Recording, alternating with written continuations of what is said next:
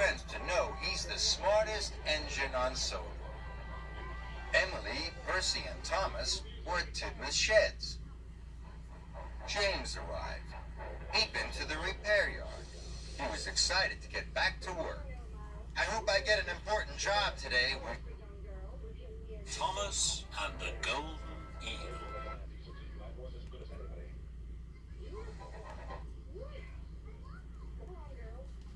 James. Sir Topham had arrived. I need an engine for a special, boomed Sir Topham Hatt. The mayor must be taken to the Festival of Lights at the Scottish Castle. I'm the perfect engine for that job, sir, James whistled. Very well, James, said Sir Topham Hatt. James was delighted. Thomas, Emily, and Percy, added Sir Topham Hatt. If you finish your jobs in time, you can all go to the festival too. I can't wait to see the festival, Pete Percy. Neither can I, wished Emily. You'll be the star of the show, James, tooted Thomas. That made James very happy. He couldn't wait to make a grand entrance. We have lots of jobs to do first, Pete Percy. You don't have anything to do all day, James, wished Emily. Can you help us? Me? Snorted James. I can't help. It's much more important for me to look really smart when I arrive with my important passenger. And James puffed proudly away to the washdown.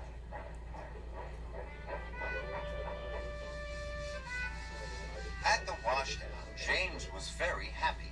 He enjoyed having his boiler brushed and his cab cleaned. Percy stopped by on his way to the quarry. I still have lots of work to do, he puffed. Can you help me, James? Sorry, Percy, sniffed James. It's much more important that I look smart. Now I need to be polished. Soon, James was being polished until he shone. Don't forget to buff my buffers, he tooted happily.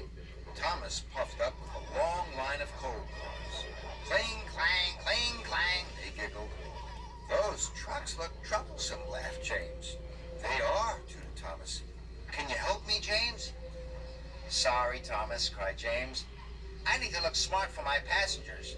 Now I have to get my funnel swept. As his funnel was being swept, James smelt a fishy smell. Bust my buffers, he cried. What's that? It was Emily. She was pulling wagons of fish very slowly. These are very heavy. Can you help me, James? She puffed. Sorry. I need to have some special flags fitted, sniffed James. At last, James was ready.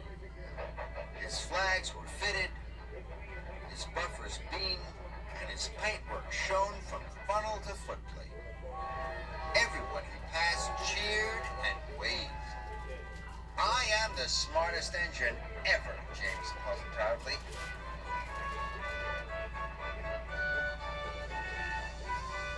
On the way to collect the mayor, James passed the Scottish castle. It looked wonderful. Everything was ready for the festival, and Sir Topham Hatt was waiting, but there were no engines. James was surprised. Where are Thomas and Percy and Emily? They haven't finished their work yet, boomed Sir Topham Hatt, so they won't be here for the festival. James felt terrible. I must help my friends. Otherwise, they won't be here to see me be the star of the show.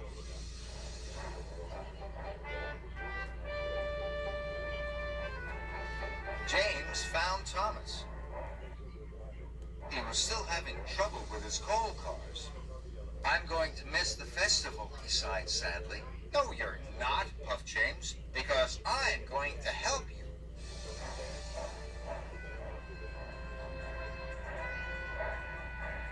James buffered up, and he helped, even though he got covered in coal dust. Next, James found Percy in the quarry. Percy was struggling to pull the quarry cars. I'm going to miss the festival, Percy sighed sadly. No, you're not, puffed James, because I'm going to help you. James buffered up, and he helped, even though he got covered in quarry dust.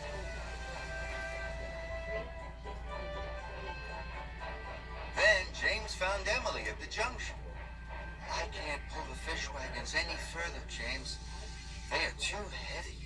I'm going to miss the festival, she sighed sadly. No, you're not, puffed James, because I'm going to help you. And James did. Even though he knew he would be covered in smelly fish.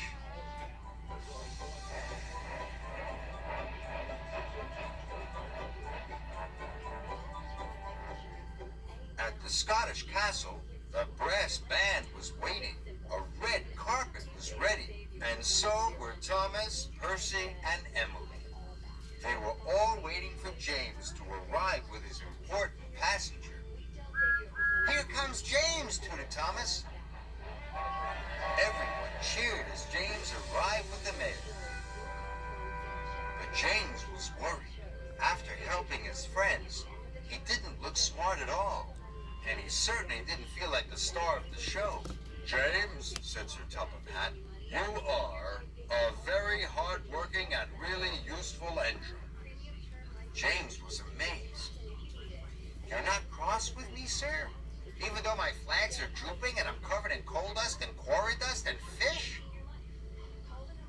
What matters, James, said Sir Topham Hatt, is that you helped all your friends and safely delivered your important passenger. Well done.